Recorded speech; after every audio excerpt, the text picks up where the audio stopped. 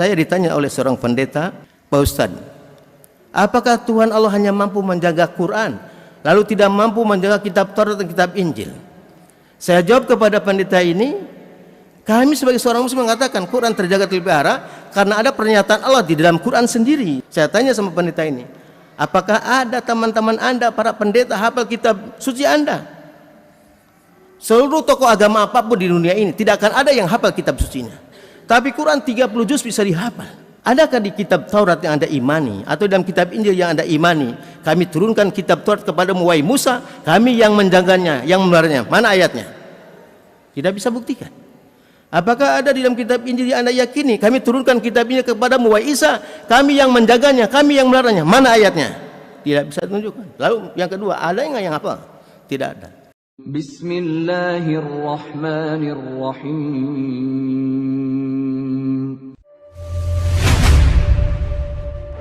Ya ayyuhalladzina amanu udkhulu fis silmi kaffah.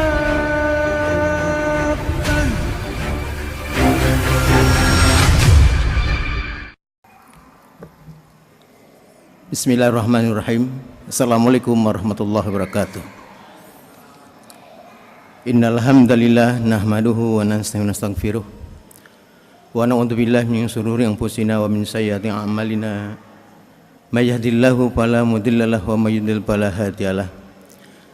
Asyhadu an la ilaha illallah wahdahu la syarikalah wa asyhadu anna Muhammadan abduhu wa rasuluhu la nabiyya ba'da. Allahumma shalli wa sallim ala Muhammadin wa ala alihi wa sahbihi ajma'in, amma ba'd. Faqalallahu ta'ala bi kitabil karim, a'udzu billahi minasyaitonir rajim. Wa kadzalika ja'alna likulli nabiyyin aduwwan sayatinal insi wal jin yuhi ba'duhum ila ba'din yuhrufal qawli ghurura.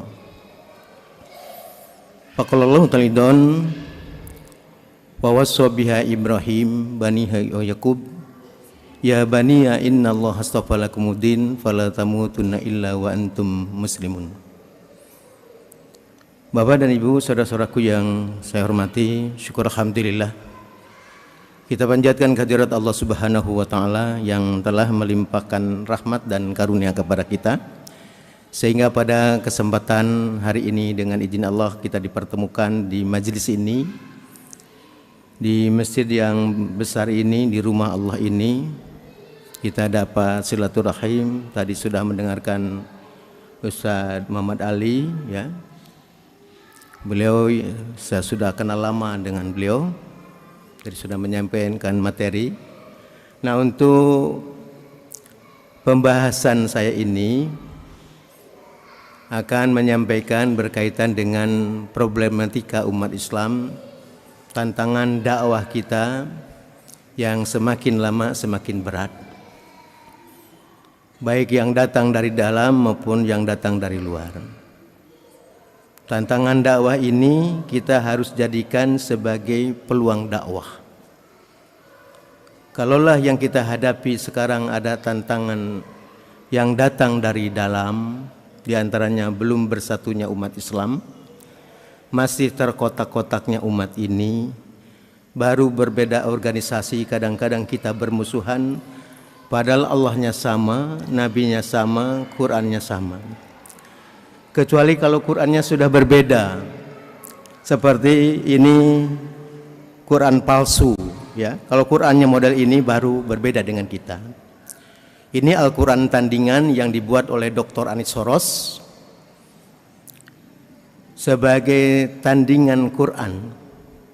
Ketika Anis Soros menantang dialog kepada Ahmad Didat, oleh Ahmad Didat dihadapi tantangan ini, Soros menggunakan Bible yang dalam bahasa Arab, Ahmad Didat menggunakan Al-Quran tentu dalam bahasa Arab.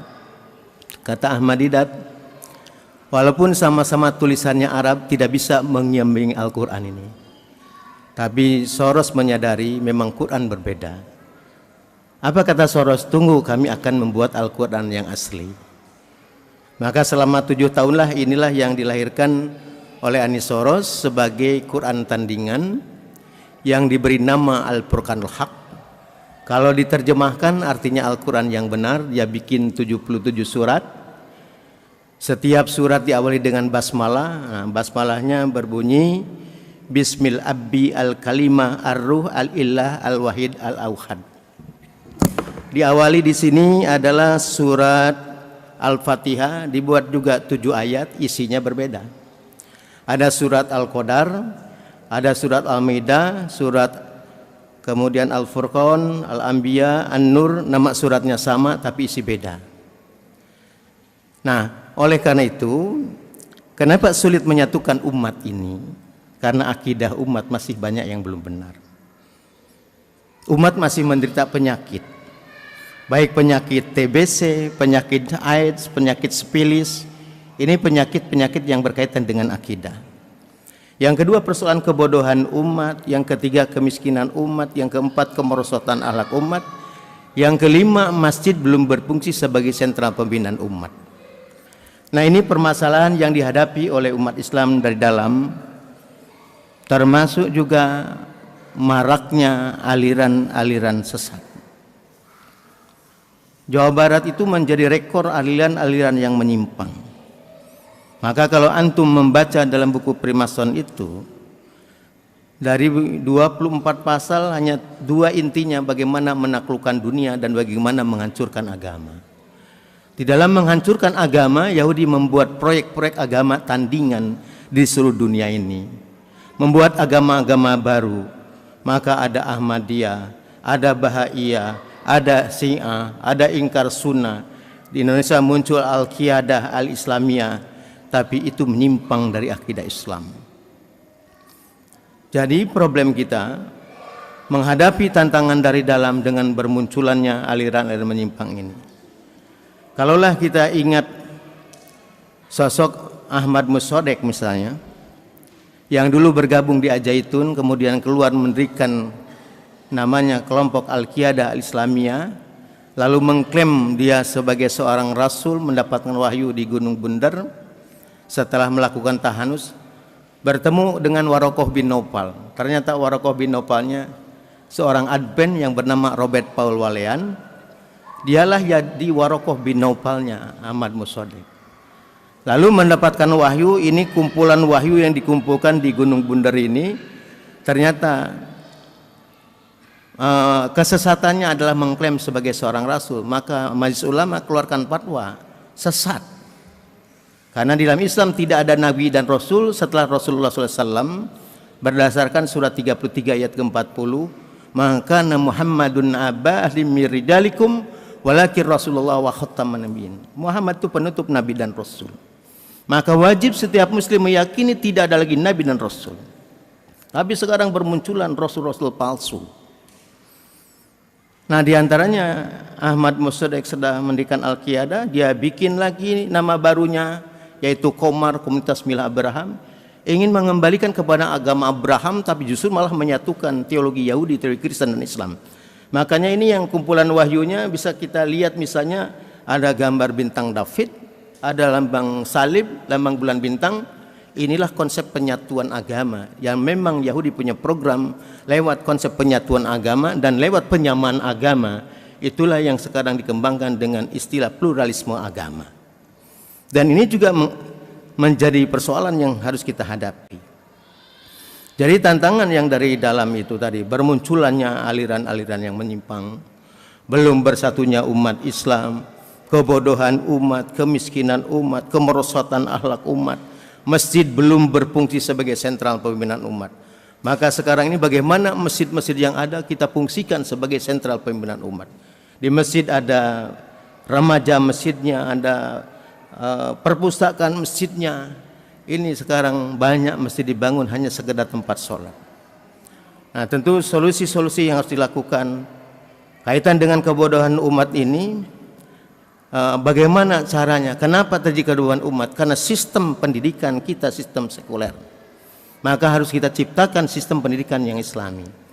Kemudian tentang kemiskinan umat. Kenapa terjadi kemiskinan umat? Karena sistem ekonomi kita sistemnya kapitalis ribawi, yang kaya makin kaya, yang miskin makin miskin. Maka solusinya harus kita buat bagaimana sistem ekonomi Islam. Alhamdulillah kan berkembang, muncul ada perbankan syariah. Banyak sekarang ini rumah makan yang syariah juga ada. Kemudian supermarket yang syariah harus kita kembangkan. Nah, ini menjadi harapan kita bagaimana mencegah terhadap persoalan ini. Nah, oleh karena itu berkaitan dengan masalah aliran-aliran yang menyimpang, dengan banyaknya aliran sesat, dan juga memang Yahudi selain mengembangkan tentang agama-agama baru, maka untuk menghancurkan Kristen di negeri-negeri Kristen dibikin sekte-sekte Kristen. Coba kita lihat, sekte Kristen itu lahir di Amerika yang banyak itu. Kenapa di Amerika? Di Amerika yang menguasai adalah Yahudi. Nah, untuk menghancurkan Islam di negeri Muslim dibuatlah aliran-aliran sesat. Kami di MUI baru menangani satu kelompok namanya An-Nubuwah Sanggabuana. Ternyata dia menyimpang, dia punya keyakinan ada lagi Rasul Muhammad, yaitu namanya Epen Jahrudin, orang Sukabumi. Nah, Rasul ini punya sekretaris Rasulnya orang Keranji di Bekasi. Alhamdulillah sudah bertobat sekarang sekretarisnya. Hanya Rasulnya belum sempat bertobat, keburu meninggal. Dia punya istri 4. Jadi Rasul ini meninggalkan 4 istri. Mungkin ada bapak-bapak yang ingin melanjutkan mantan istri Rasul, ya. Ini ada 4 nih. Nanti daftar saja sama saya. Nah, ini bermunculan ya rasul-rasul palsu.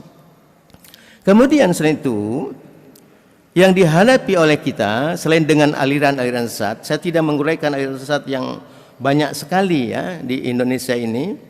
Nah, Majelis Ulama dalam rangka menjaga umat, himayatul ummah, supaya umat tidak murtad, supaya umat tidak ikut aliran-aliran sesat, maka Majelis Ulama mengeluarkan kriteria tentang suatu ajaran dinyatakan menyimpang. Ada 10 kriteria ini. Supaya apa? Supaya umat Islam tidak mudah menyesat-nyesatkan orang.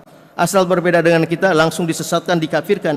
Maka Majelis Ulama bikin kriterianya. Nah, 10 kriteria tentang aliran sesat ini perlu dipahami oleh para asatid, ya, para ustadz harus mengetahui 10 kriteria ini. Untuk apa? Untuk mendeteksi mana tahu ada keluarganya ikut aliran-aliran yang menyimpang. Misalnya, satu ajaran yang nyatakan menyimpang itu adalah mengingkari rukun iman yang 6 dan rukun Islam yang 5. Jadi kalau ada seorang ustaz, seorang profesor, doktor mengatakan rukun iman cukup 2 saja, jelas dia menyimpang. Siapapun dia. Coba kita lihat sekarang ini, ada profesor doktor punya pondok pesantren, dengan lantangnya dia mengatakan agama Islam itu agama yang tidak akan sempurna dan tidak sempurna. Maka kita harus jawab, Islam agama yang telah sempurna berdasarkan surat 5 ayat ketiga, al-yauma akmaltu lakum dinakum wa atmamtu 'alaikum ni'mati wa raditu lakumul Islam madina.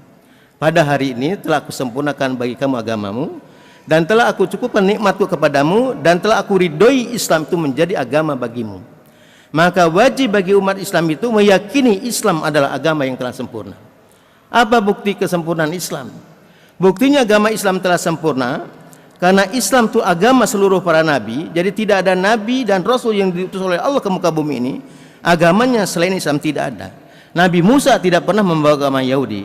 Nabi Isa tidak pernah membawa agama Kristen. Semua para nabi agamanya Islam. Maka Nabi Ibrahim berwasiat kepada anak dan keturunannya. Diabadikan dalam surah Al-Baqarah ayat 132, wa wassa biha Ibrahim banihi wa Yaqub ya baniya innallaha astafa lakumud-din fala tamutunna illa wa antum muslimun.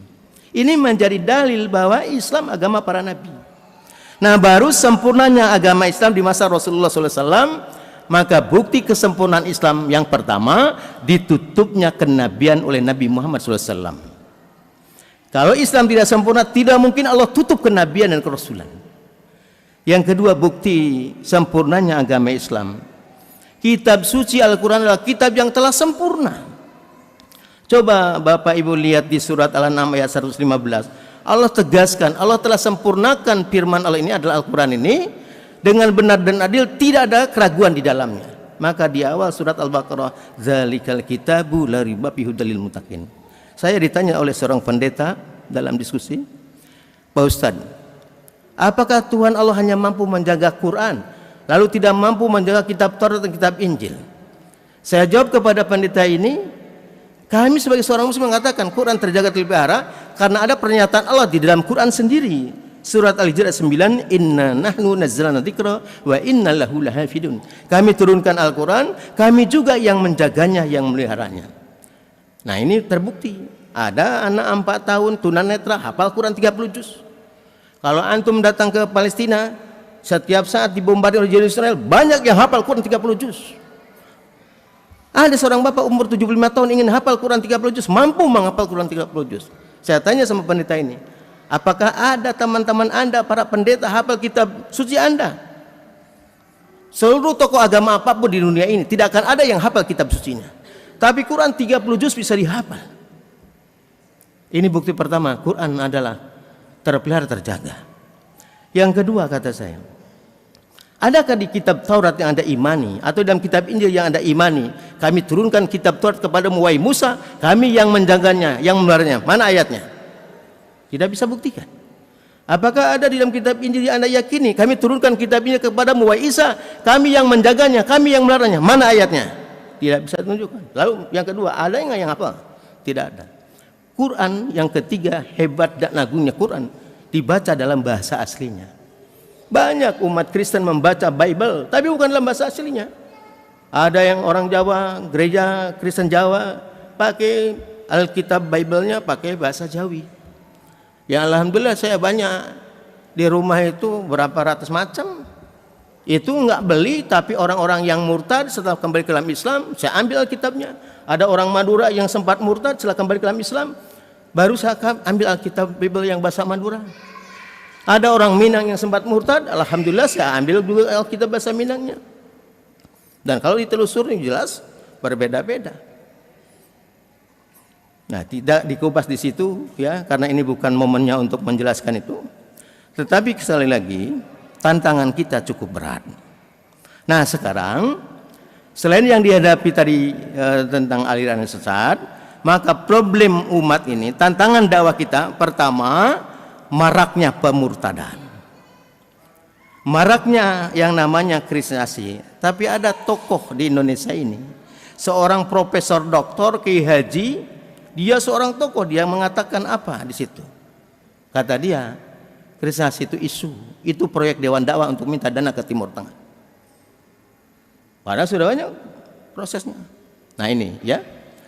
Kemudian selain tadi maraknya pemurtadan, merebaknya aliran yang sesat, dan juga munculnya gerakan sepilis, sekularisme, pluralisme, dan liberalisme, di mana menganut teologinya tadi teologi pluralis, mengatakan semua agama sama. Nah sekarang dikembangkan Bapak dan Ibu. Selain mengatakan semua agama sama, maka Majelis Ulama sudah keluarkan fatwa. Haram hukumnya bagi umat Islam mengatakan semua agama sama. Pertama, dasar dalilnya surat Al-Imran 19. Inna dina indal Islam.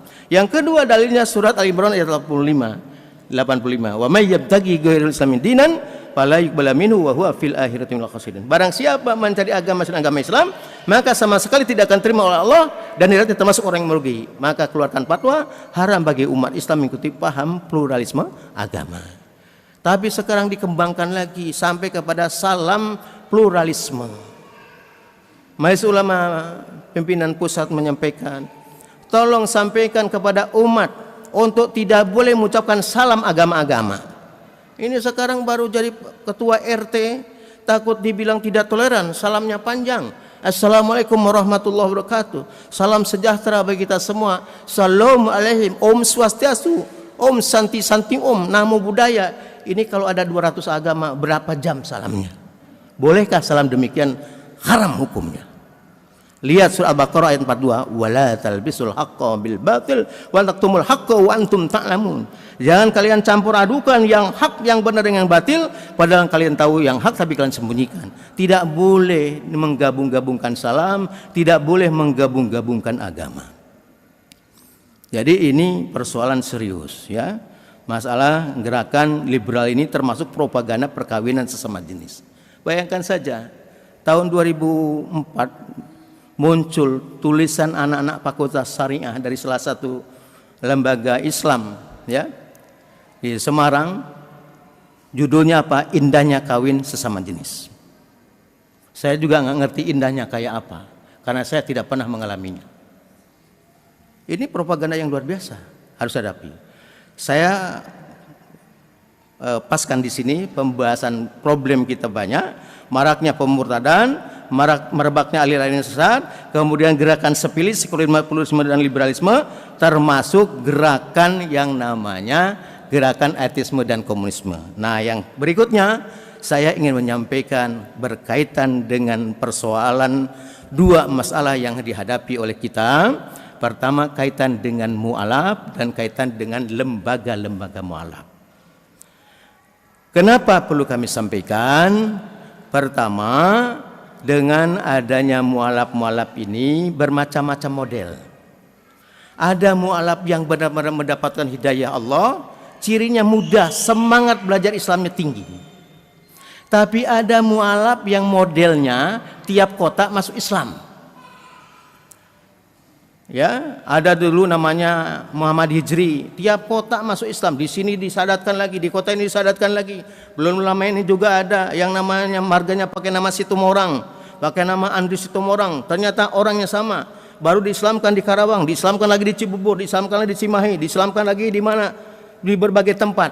Nah, ini mu'al yang modusnya cari duit, datang kemana-mana bikin masuk Islam. Maka rencana kami LDK dengan beberapa teman-teman, ada Kohdondi dan lain sebagainya, untuk membentuk namanya asosiasi lembaga mu'alaf, agar nanti mampu mendeteksi mana tahu ada yang sudah diislamkan sehingga ketahuan dia tidak masuk Islam melulu.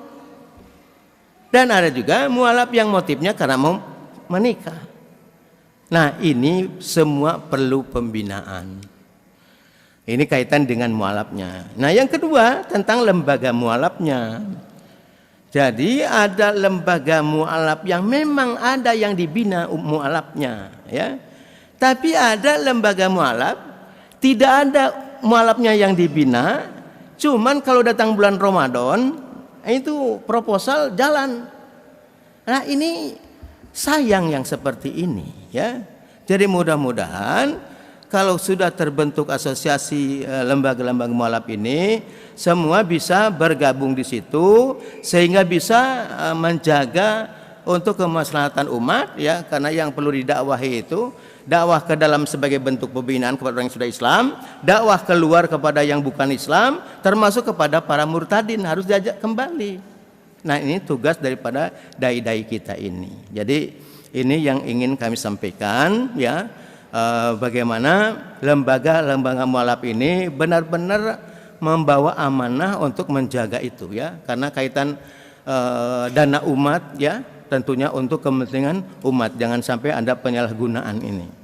Nah, ini harapan-harapan kami tentu atas nama lembaga dakwah khusus MUI, ya, karena salah satu konsennya selain untuk menjaga soal pemurtadan, pendangkalan akidah, penistaan dan penistaan agama, juga berkaitan dengan masalah mu'alaf dan lembaga-lembaga mu'alaf.